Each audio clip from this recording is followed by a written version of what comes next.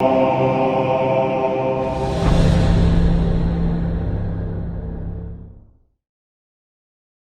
R&D podcast episode 87. This is Alex Caravan, director of data science, drinking a Johnny Utah Pale Ale.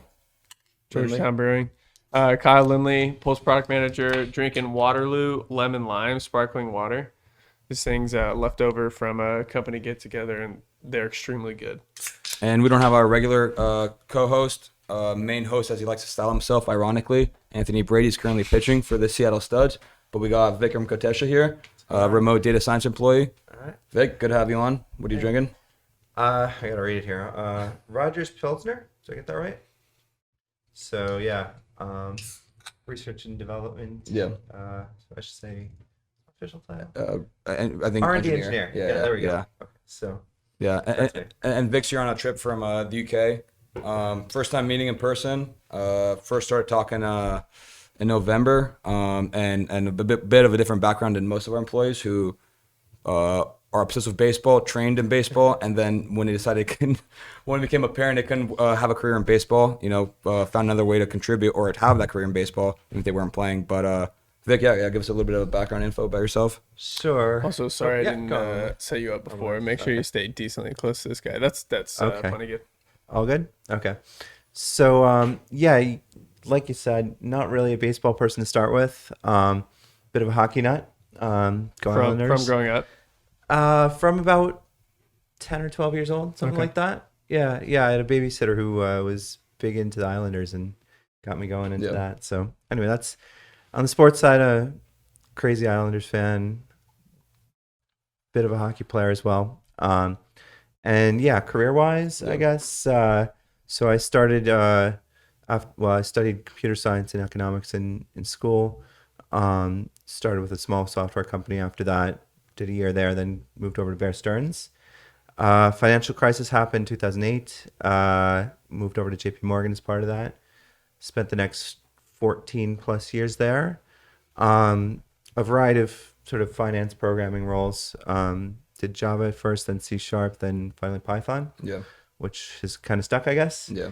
Yeah, I could get into into the finance stuff, but probably not really You grew up mostly relevant here. You, But yeah, you grew up in New York, or were grew you up in just New York. there? Yeah. I grew up Westchester County, New York, a town Okay. called Hastings.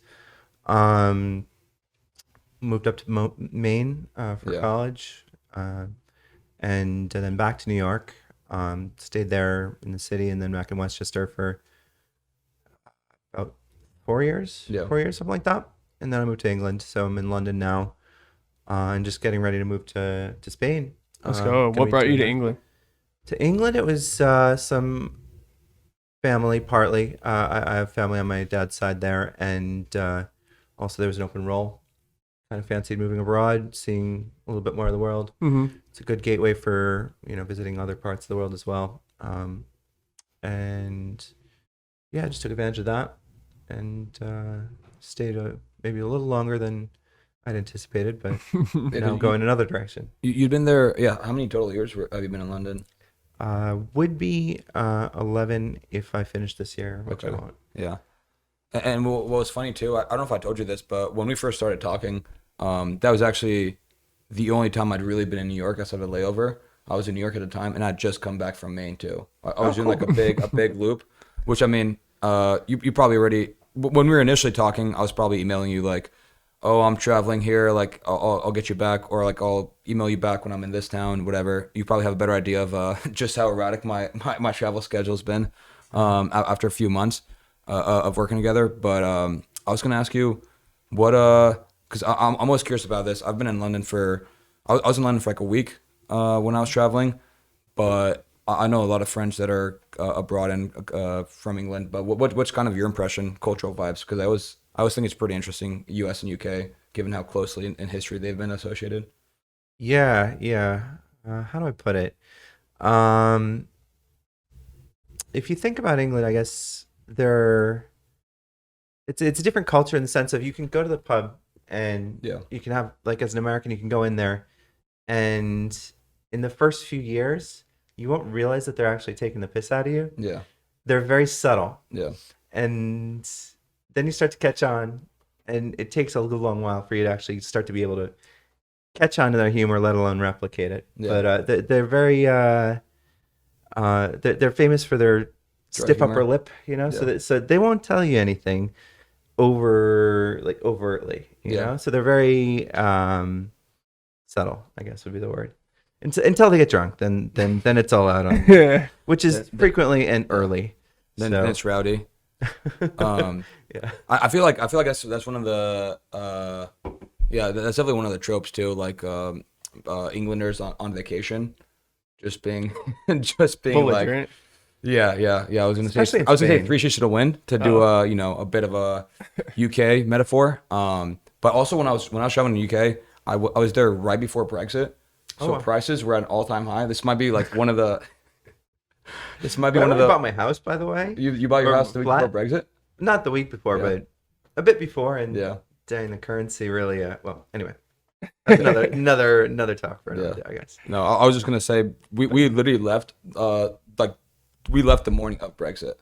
So like the 2 days before, and I was just like a fresh out of college trip. I was traveling with a couple of college buddies. We're having a lot of fun. We're spending like at bars without really too much regard for like the first time ever, And there was one night when me and another friend both thought like each of us was just spending all the money that was gonna be spent that night. So we're like, okay, justifying more, like spending a few several $100s. It won't matter too much. Of course, it was pounds, and it was 1.5 pounds to a dollar, or the other way around. So basically, I thought we were all spending like $250 when in reality, like I had spent $400, and my friend also spent $400. Oh my God. And the morning after, like, oh no, what happened? But anyways, that UK story aside, I think it's kind of funny how we started talking too. Like, it was right after I re-upped my LinkedIn, and then you're looking to get into sports analytics. Looked up a couple buzzwords, and then you were literally the first person that I talked to, the first like non-bot I talked to on LinkedIn after I'd re-upped. And still one of the Caravan few, just talking to bots on LinkedIn. dude, I'd lose my mind just them. Yeah, like let's hop on a call. Like no, absolutely not. Yeah. But yeah. How was kind of like because you were looking to get into sports for a while. What's kind of that like third party vibe when you're looking at getting a new industry like that and coming from your financial background? I would say, from my perspective, I had, I guess, a side project, we'll call it. Yeah. Which I think was really my in.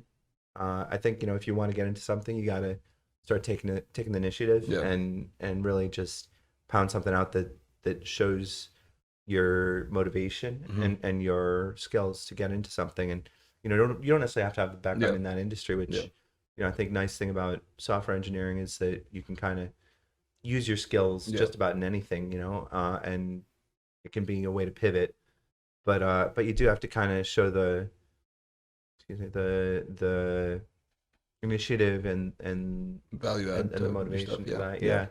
So that was sort of why I did that.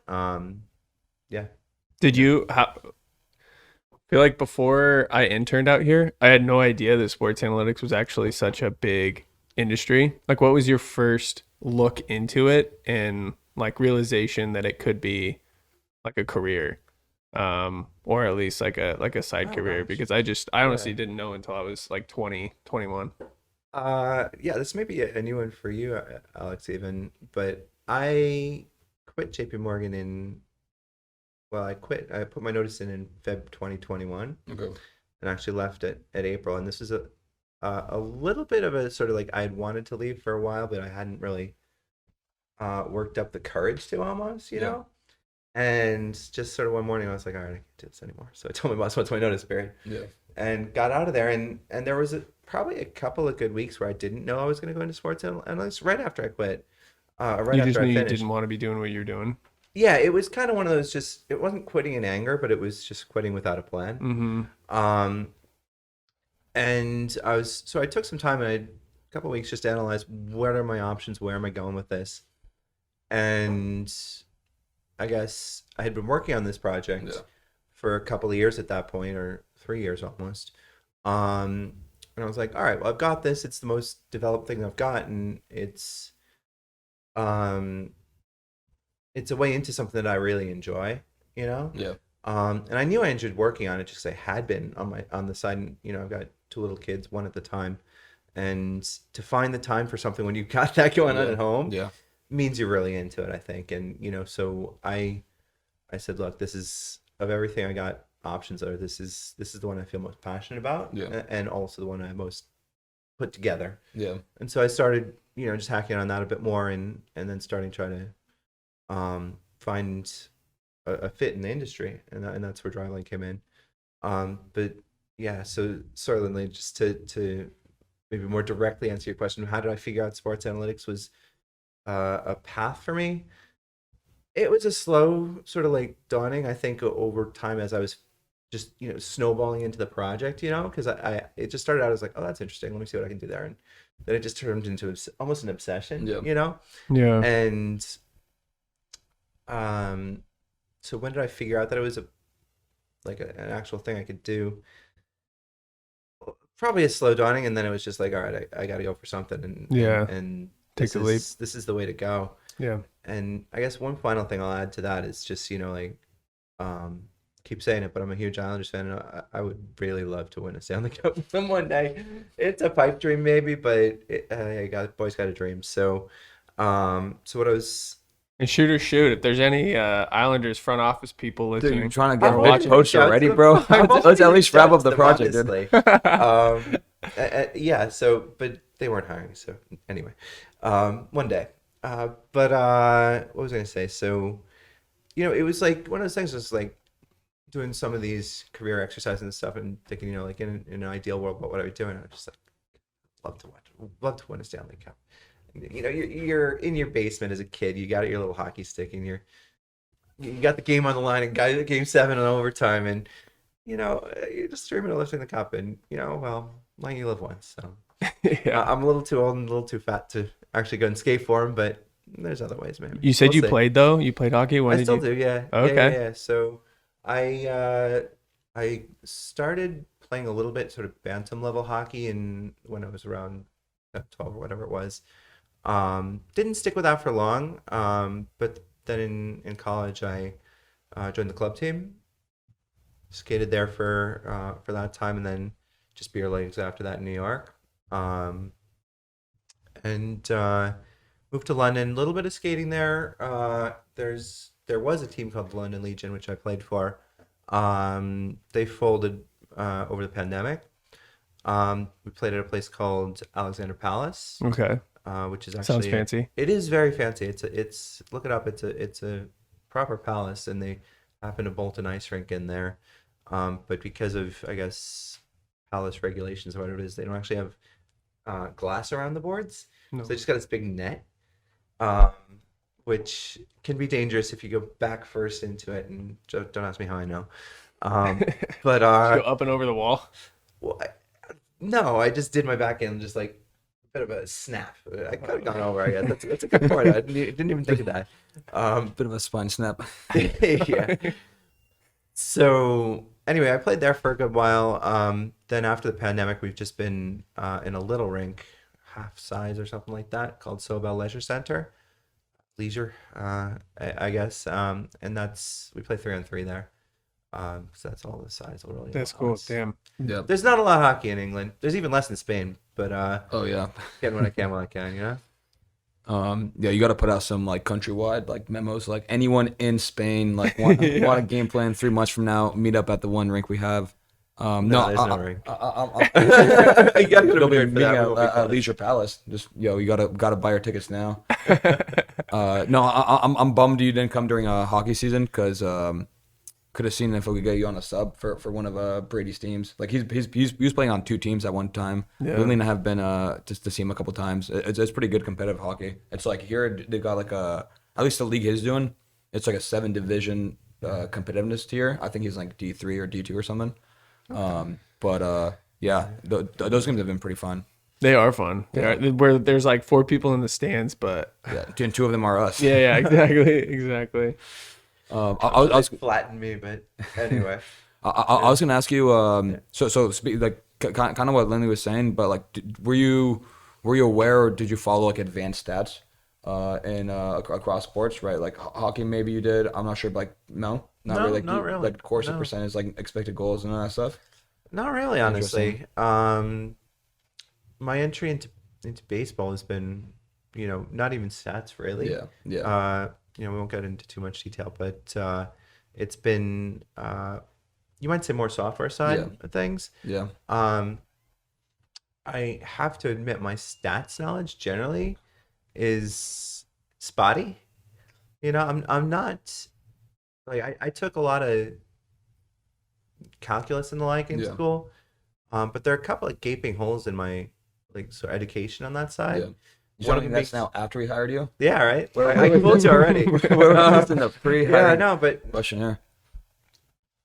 Stats and linear algebra were two big misses. I never took them. Yeah. And I've done sort of reading courses and stuff, whatever, online afterwards, and it just doesn't seem to be like, I don't know. I feel like I've got gaps in there, Yeah. And so that's something I'm really I don't know, trying to patch up, if you will. Yeah. But yeah, I guess it's one of those things. Just you got to get the right sort of level, so you're not coming in and just they're throwing you really basic things that you're just not not needing to do. But then also it's not coming in too hard. So yeah, I guess for me, just gotta carry on learning really. Yeah.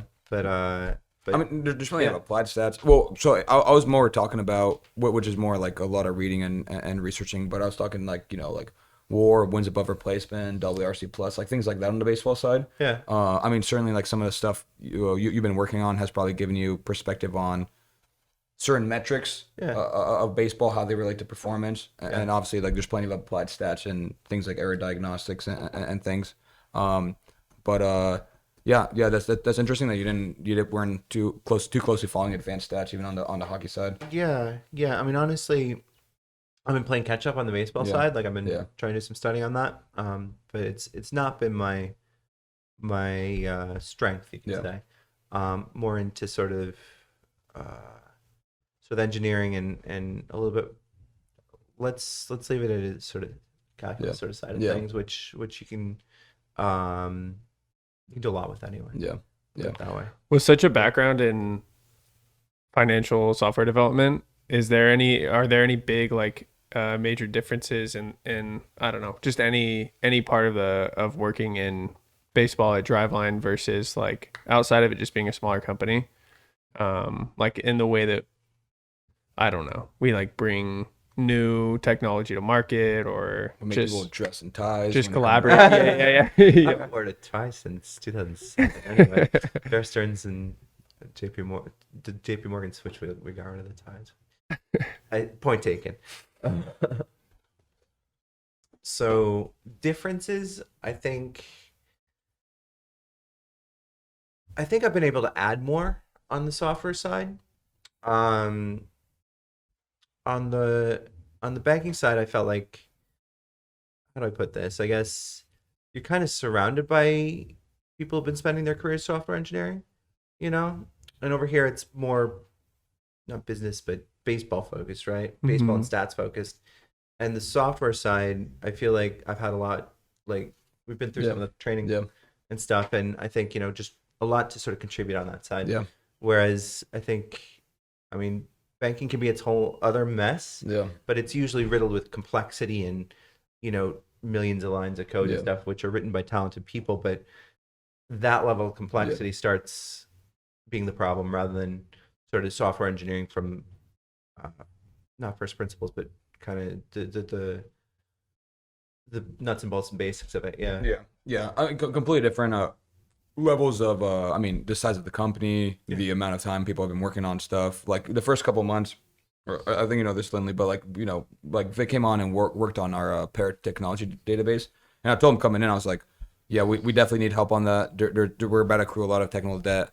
So initially, and it was, I mean, you set up a bunch of databases, schemas, scripts, like all from scratch, like everything. Like I think, and you can tell me if you weren't surprised, but it was almost like, like blank slate, like here, like this is what we want. This is a way to test it and validate it. And then like, there's like these loose parameters, but not really like for most things, they're not, we're kind of starting to fiddle around with like coding practices, like things like that a more mature company starts incorporating. But for us, like so much of stuff has been like speed, like move on a competitive advantage, and attempt to accrue value and deliver on something from everything that we're collecting. So it's more about like not just moving, like, moving from 0 to 1, hopefully in a scalable way that we don't need to debug later on, but like we need this stuff now versus like a team of people slotting in on one specific like link in the chain. But like maybe give some perspective if that kind of matches up with what you've thought too. Yeah, definitely. I think it's driven from a business need, I think, and just practicalities and I guess the way the business is oriented. I think for me coming in and I think a lot of, how do I put this? I guess a lot of the scripts we had here are basically glorified Jupyter notebooks. If I'm reading them correctly. Or a lot of them just are. Just Jupyter notebooks. So I mean, I guess coming in from sort of a more structured background, I guess looking at that, I just tried to, I mean, from a tech perspective, just tried to encapsulate a little more, try to break it into more logical chunks and stuff. And I think there's just a lot of sort of engineering that can be applied to that sort of environment, and so like coming in and seeing like 1,000-line scripts that are just top to bottom, or 2,000, whatever it is, or shorter ones. Anyway, but no, I mean from a tech perspective, I like to see short chunks of code. We've been over this, I guess, but just to keep things sort of compartmentalized, if you will.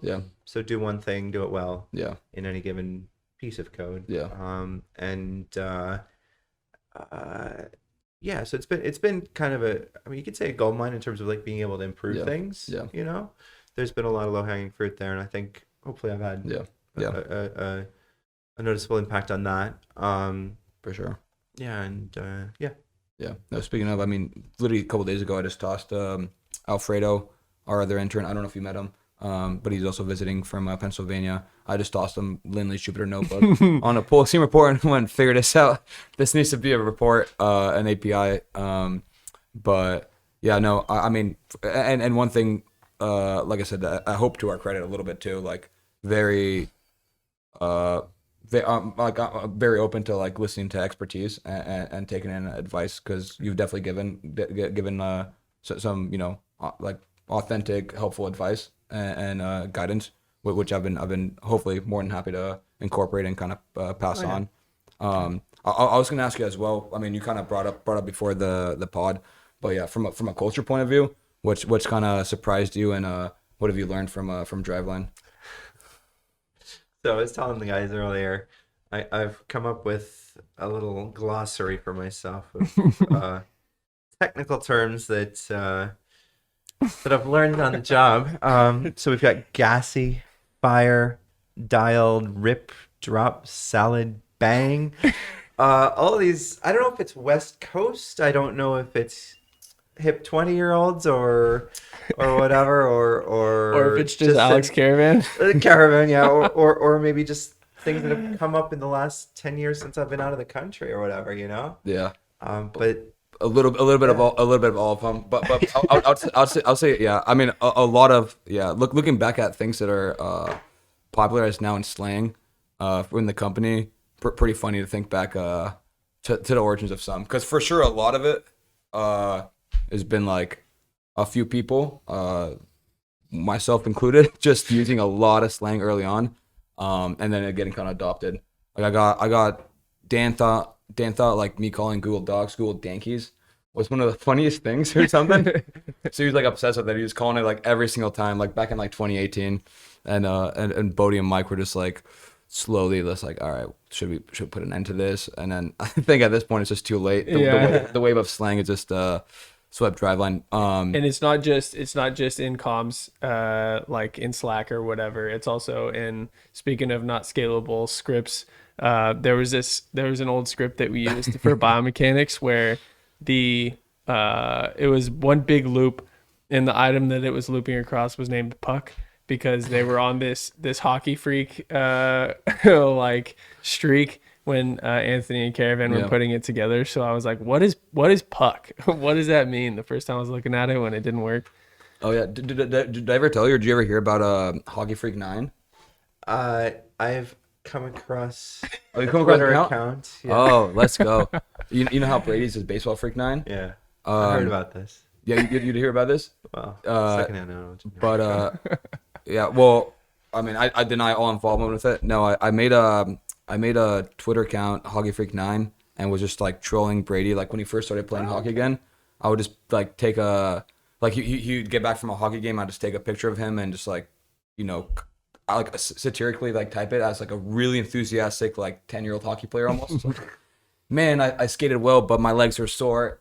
I like it's gonna be tough tomorrow, or like stuff like that, and post a picture of like him like holding the hockey stick, and yeah, it was fun. Like everyone thought it was actually him, or like at least like enough enough people thought it was him that he's like going around like, no, that's not me. I would obviously not post something like that. But I would still be posting. I lost the password to it. Oh no! I lost the password to it. That in your crypto wallet? I mean, I gotta double check that too. I haven't looked at it in a few months. I haven't want to see that. I think baseball in general, maybe in sports, but there's a lot of jargon in baseball. So it's like there's a lot that we're surrounded with on the applied side, and then we also just like didn't. I don't know. We just all like pretty loose sense of humor and just like incorporate it or even magnify it in most of our communication. Bang it. It's kind of baseballish. Roll it. Even gas probably started from like being a good fastball. Yeah. You know? Yeah. So I think a lot of them probably come from that. I've started using like gas emojis and combos with people not at Driveline. They've been very confused. Very confused. Yeah, my girlfriend's always asked, or she made fun of me early on. She's just gotten used to it now, but made fun of me a lot for talking like a bro all the time. I'm just like, I don't know what to tell you. I live and work with these guys. Yeah, have you tried incorporating it at home? Has your wife heard any of these terms? Can't say I have. Your kids would love it. Yeah. No, I mean, I was gonna say, shooting back to the kind of analytics like landscape of things. I mean, I know you said you didn't really have like an idea or like necessarily follow advanced stats too closely. Like, do you think you have like more interested in it now, like at least from a hockey point of view? Like I think you're more of a spectator point of view, or are you still kind of like, I'll pay attention to goals, assists, save percentage? I think for me it's maybe less about stats and more about. So I'm just gonna dive in. Let's do it. Bear with me for a moment. So, recent innovation on the NHL side is they've put chips in the players in their shoulder pads and in the puck. Yeah. Not Fox tracks, but better. That was from Fox tracks from like '95 or whatever it was. Oh. They the glowing puck. Honestly, no. There was a lot of backlash for that, but this one's apparently not giving an impact on the puck, and it's not giving a bad impact on the viewer experience either. And they can't use GPS, right? Because it's inside. So is that why they do the chips on their equipment? It's triangulated via RFID. So they've got a chip in there, and they got number of signal catchers or whatever they call the things there. Yeah. So GPS, how would that work? Because GPS is they do a lot of that for football and soccer. Really? They like off satellites with sensors, and then I think so. They have sensors in like either like harnesses or whatever, and you just can't use it as much inside because the signal gets blocked. Yeah. Okay. Well, yeah. No, on the hockey side, they've got chips and they've got the sensors, and that works pretty well. They've got, I don't know if you've seen like over the players, they'll have like the player name. Yeah. No, I've seen that. Yeah. I've seen So that's how that all works. My goal at this point is to find an internet company that's going to have access to that data and just start mine something from there. Going nuts on it. Yeah. See if I can make useful information out of it, and Do you have any first ideas or ones that you'd want to share? I've had thoughts, like things about like turning circles for the players and things like that. Straight line speed. I I think they're already calculating how far people are going, but you can I mean, based on stops and turns and so on, you can probably look for sort of mileage on a player, that sort of thing in a game or over a season. Speaking my language, that's some workload. Yeah, that's some workload stuff. Applying pulse to hockey players. Yeah. Because baseball, they have it. I think Hawkeye, they've had that data, I think, for position players. They've tracked, that's how they come up, like, outfield, ouch above average, like a bunch of defensive metrics. They track, like, the routes people take, and then, like, kind of impute from that, like, speed, catch probability, like, based on where they were initially when the ball was hit. And then you can kind of, like, label fielders' value, how many, like, sub 10% catch probability, things that they convert, things like that. I was in grad school. I worked with a professor who was doing some track research or just sprinting research. So we actually did, one of our studies was on a high school football players. So it was they were doing 30-meter sprints, and then with a radar gun, you just track their linear speed and then do some modeling to get force and velocity curves. And with those models, you can calculate things like your max force, how fast your horizontal force declines. And I really want to be able to, like, doing it for baseball. I feel like it would be helpful, obviously, for position players as a KPI or an assessment tool, but it would be cool to see that in the field.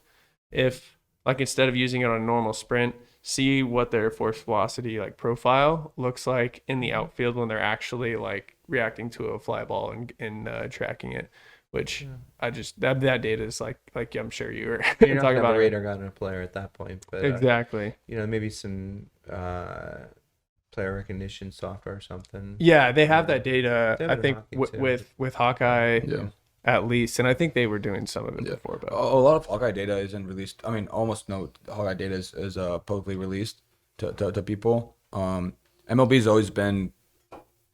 Compared to, MLB's also like the venture so much more discretized than pretty much any other sport. Yeah. Every event has 1,000 parameters you can track. There's only one thing that's happening at once, or for the most part. But they've always been like better in other sports at releasing like pitch level data, like through StatCast, that's been able to like be scraped. But hockey I don't know too much about. I mean, I'd be curious. Yeah, let me know if you get any leads on where like very discrete tracking data like that on hockey is, because I haven't seen too much of that stuff. It's not public. It's on AWS, and I guess sharing that on AWS would have a cost, and also be releasing proprietary information, which I doubt they want to without charging licenses, fees, and stuff. There are some minor league games that have been published. Some of that sort of information that was based on not chips, but rather player tracking technology on just on cameras, and there have been I think it was, forgetting the name of it, there was a hackathon around that to see what sort of people could make out of that. So I was studying a little bit of that. It's I think it was Hockey Graphs, was it something like that? Yeah, it's the Fangraphs movement for hockey, just limited data set there, but sure. But something you can play with anyway. Yeah. You said they have sensors in the puck. That's super interesting. Imagine being able to have sensors in all the baseballs. Pitch logic, baby. Yeah, for games that would be something. But I guess we were able to measure most like ball flight and physics stuff indirectly. So I mean, just ball manipulation in baseball has been such a tricky subject. I don't know how much of that you notice or pay attention to, but like the ball getting dead and people talking about seam width. Like we've done some stuff in gym ourselves and posted some stuff publicly about examining like things like that. Had Bart Smith send us a couple of baseballs that had identified like different like seam width and everything that we ran a mini experiment on. But it's just a game of like millimeters when it comes to that. The baseball is like such a unique shape, it has such a unique effect depending on how you hit it, where you hit it, all this stuff. People are so like resistant to change as well, even though like some of the change has been like for all intents and purposes like unintentional. Like MLB claims like I didn't realize it was deadening the ball, and I mean you would tend to believe it because MLB wants more offense, not less offense, and for the most part it's led to less offense. But yeah, like, do you know if there's been any effect on the puck from censor stuff, or has it been? I haven't heard any complaints No. anyway. Okay. I think they really they actually had one season where they were gonna release it and they didn't because of some technical issues with the puck, Yeah. and they really wanted to make it sort of realistic in that sense. There wouldn't be any impact, and I think they, as far as I understand, they've achieved it. I mean, there's been very little kind of coverage of this, generally speaking. I think it's been seamless in that sense, right? It's been an added sort of visual on the broadcasts, but generally speaking, it hasn't been a big like change the way Fox Tracks was back in the day. But Fox Tracks did have a measurable effect on the puck. Like, is that why they stopped doing it? No, I think there's just backlash from the fans watching it. How long was it? Was it a thing for? At least a season, maybe more. Okay. I'm not sure. Yeah. Because I'll say I started paying attention to hockey, which I want to bring up just to give my team, the Avalanche, a shout out. I started paying attention to hockey. now you shout out your Avalanche fandom. Yeah, I mean, just want to hear Vic talk about how much he hopes the Islanders win, and then I mean, I started following hockey when like 99-2000 season. Very, very, very classic case of a 6-year-old, 7-year-old kid hopping on the Avalanche bandwagon when they were just steamrolling teams in the playoffs that year. They won a Stanley Cup. We're good and relevant for a couple more years, then kind of went into a so-so period, and then have just been like very good at developing players and like won a few clear trades, like the Shane trade. That was pivotal. But yeah, just won this last year, and watched probably. I don't watch as much live sports as I used to. But I caught like 5 of the 6 games, I think, of the finals, and I mean it was awesome to see. They played so well. How about robbery of Devontae's as well? What's up? You got Devontae's off the Islanders for 2 yeah. seconds. Yeah. You're welcome. But no, I mean, who are you excited about, who are you not excited about from the Islanders' future point of view? Oh, the future is... This is your chance if Islanders front office people are watching. Okay. Well, back up your rationale. Well, the future looks bleak right now, honestly. We've got a rather thin pipeline. We've got this guy, Atu Ratti, who is supposedly pretty good. Yeah. He's been playing in the Swedish Elite League, I believe, and he'll be in Bridgeport next season. Other than that, it's a bit dry. Young up-and-comers, Oliver Wahlstrom's been highly touted, a bit disappointing so far. Noah Dobson started coming into his own. How many seasons has Oliver been in the league for? He was drafted, I think, don't quote me on this, but I think in 19. Okay. So not long. Yeah. I'll look it up afterwards. But he was drafted one spot after Dobson. Yeah. So, but yeah, no, he's still a bit green on that sense, but Dauber's really coming into his own. Yeah. So let's see. Sorry. What is the like minor league, or what is a like life cycle of a new young player's career look like? So they get drafted, and then how long do they play or totally stay in the minor leagues for? Yeah. It depends which league they're coming out of. Okay. Depends on what leagues are the options. So it's not just from college. No. You've got international. You got Canada. You got US. Okay. I guess Canada. There's a few leagues. You got OHL, QMJ, NHL. What am I forgetting? I can list them all. Anyway, but a bunch of leagues in Canada. You got U.S. National Development Team. You got high schools. You got. I mean, they get drafted before they even hit college. So. Oh my gosh. Yeah. And then you got international. You got Russia, Sweden. So.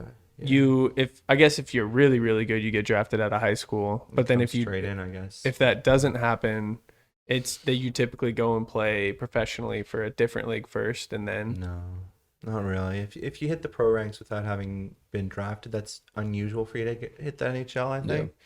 Generally speaking, they've got a draft which is sort of open to everyone after a certain age. And most players will jump into the AHL after a certain amount of season in their junior leagues. I guess after that they'll graduate at a certain level of development. Some come straight into the NHL, but it's rare. It's like the top few picks usually. Yeah. And you have situations like, have you heard of Cale Makar? He's like super naive, hockey naive. Yeah. He's really, really good. He's on Avs. Just won a Norris Trophy. Honestly, I'm just gonna say he's the best defender in the league. I don't think that's too crazy of an opinion. Especially when factoring my bias. But no, he played. He debuted in the playoffs right after his college team. I think Boston College. But right after they finished their season, they finished their postseason. He debuted in the playoffs, game 3 or game 4, round 1 or round 2 for the Avs, and that's so crazy. And scored. You know, it was like one day he's finishing his last college game ever, then 2 days later he's playing in an NHL playoff game. But he's crazy because defenders in hockey traditionally, you kind of know so there's 82 games in a season, and it totally depends on the era. Sometimes they Gretzky would put up 150 plus points at some seasons. Then there'd be seasons where the offense would be lower, and 90 to 100 is on the high end of how many points are scored by the season leaders. Now it's 100, 120. But usually defenders traditionally offense-minded defenders might put up 40, 50 points back in the day. Makar's averaging over a point per game, and in the playoffs, I forget what he ended up with, but at one point he had 24 points in 18 games. Oh my god! So he's being he's scoring at the rate of an elite forward, and being a nails defender, and really, really young, or relatively young now, but still for he's so good. It's just it's yeah. That was a insane value pick, even though he's 4th or 5th. Yeah, 4th, I think. But he is drawing comparisons. I think we're talking Paul Coffey, Bobby Orr, Dennis Potvin. Yeah. Assuming his career follows the trajectory he's on. Also plays the most you know how intensive hockey is time wise. During the finals, they just be showing how much time he's been on the ice. He'd be playing more than half the game. That's and crazy. I said, just playing both sides so well. And there's typically 3, what do they call them? Left wing, center, right wing, 3 defenders. Groups. What are they? Or shifts? Oh, lines? Yeah. 4. Yeah. 3 defensemen, 4 offense. Okay. So a normal amount, or a normal length of time would be a third of the game or a fourth of the game. You'd ramp it up in the playoffs for your star players. Yeah. But rarely. I mean, he's just playing the most. He's just playing the most from either team. And playing really well. But yeah, really excited about the Avs, which is, if the Avs hadn't won, who knows when you would have been on the podcast, because I knew we were going to talk hockey. And I would have waited it out. No, I'm just kidding. But yeah, what do you think of Seattle? You've been here for a couple of days. What have you been up to besides last second logistic changes? Yeah, last second Kraken jersey or a jersey purchase, but. Yeah, my boy Joy Neverlay, who left us free for them. Seattle, no, it's beautiful. It's actually more than I expected. I guess what surprised me is it's a little less urban feeling than I would have thought. It's more feels like suburbs, at least from what I've seen, but really, really still central and kind of it's urban but suburban at the same time. And I think it's just my sister-in-law was telling us a lot of people spend a lot of money on their gardens here, and they maintain them really, really well. And you can see that, people take care in their place. It seems really, really beautiful. So, yeah, really liking it. I've always compared it to, or people always ask me, because I wasn't living in SF before going to Seattle, and people kind of lump those cities together. And there's for sure some similarities, but it's night and day in terms of how dense and packed it is. San Francisco is so much more dense. So much more packed, more urban. Seattle's spread out. It's got a ton of nature-y stuff all around. The density of the Bay Area overall, much higher than the Seattle metropolitan area around here. But you've been staying in around Green Lake, right? Yeah, that's right. Oh yeah, that's the gardens are big out there, for sure. Yeah, the gardens and I guess parks and water and just really, really beautiful. Yeah, I've been impressed. Have you done, or are you planning on doing any outside hikes or visits or anything? Not really, no. Not really. Yeah. Your times. We'll see, You we'll got see. a packed schedule for how long you're out here. Yeah, we've had kind of a COVID interruption too, Yeah. so just working around all that. Yeah. Yeah. Should we wrap? Yeah. You got any general cues or now that you're on the Driveline R&D podcast, any research questions for areas of the company you don't really see that much? I was gonna ask actually, you guys are very much a baseball culture, and yeah, I've seen from my perspective coming in from finance, and I'm just wondering what sort of, like, reflecting that back, how do you find, like, bringing in somebody from sort of completely outside and like that integration sort of, and new perspective and stuff, and it's just how does that work from your end? Yeah. I mean, for my end, I always am quite. I'm a big believer in like variety of opinions and backgrounds, especially when like we already have like a pretty strong focus on like baseball bros, for lack of a better term. Like we have a bunch of people that are very smart and hardworking and passionate, but also sometimes have lived like their whole life around baseball.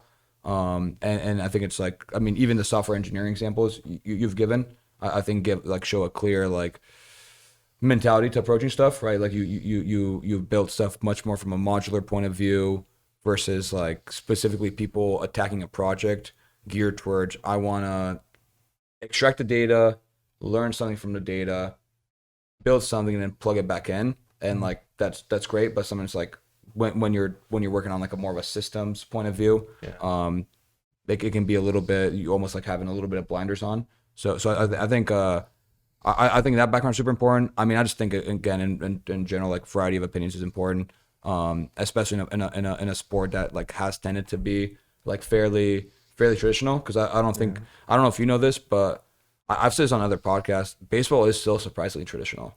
Like we're very open-minded and progressive compared to the industry, and I think overall, but like compared to industry, it's like night and day. We have all those, like we have coaches who are very very excited to listen to our R&D team and ask questions and like know how to use us.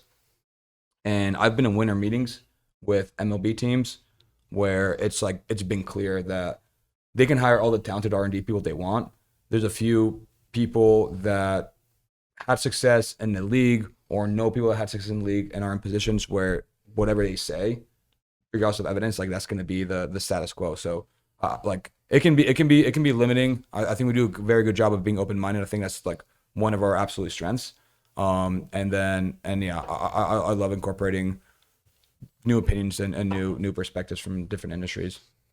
What do you think, Yeah, Lindley? for sure. Not that we've worked a ton together, but just seeing some of the products, especially what you did with Pulse and like pairing it with other tech, just the way, because I'm the guy who writes like 1,000-line Jupyter notebooks. I'm the guy who writes 10,000 lines. Yeah, exactly. I just like that's how I learned to code in MATLAB originally, because like classes, it's like, okay, this is the data set you're going to use and this is what we want you to do with it or whatever. And I just kind of like this self-taught thing and never really had to worry about the scaling aspect of it. And so it's been a huge learning opportunity for me, and it's obviously really impressive being able to see some of that stuff get used more efficiently. And like, I know that I just remember overhearing like even things like our API getting sped up by like an idea that you had with different ways to call and process some of the scripts. So I think it's awesome. I think it's awesome because a lot of us, I mean, I don't know for a fact, but most of the people in data science and R&D in general and baseball ops are all like self-taught coders from like the same thing, just like baseball, like StatCast data, working with it in R, and then kind of growing that way. So having somebody coming from with more of a polished software background makes a ton of sense to me. Seems like it's been really successful. Yeah. But by the way, what do you trying to roll the Gators at all in a couple hours? Yeah, probably. Yeah, I Okay. need to grab dinner at some point. So Okay. Yeah, because Vic and I are trying to go with Besky and Siegel. Yeah, Around that'd be 6:30 awesome. or 7. Okay. Gators. All right. For any listeners who come to Kent, Washington, Gators is the spot. Go back in time 8 days to when this aired, and then Seaside Gators. No, that's not what I was saying. I'm just saying Gators is the move. All right. Yeah, thanks for coming on, Vic. Yeah, thanks guys. Thanks for having me. Awesome. Thanks, Glad to guys. have you out here. Peace. Good Shit, man. Thanks, man. I felt so fucking dumb asking.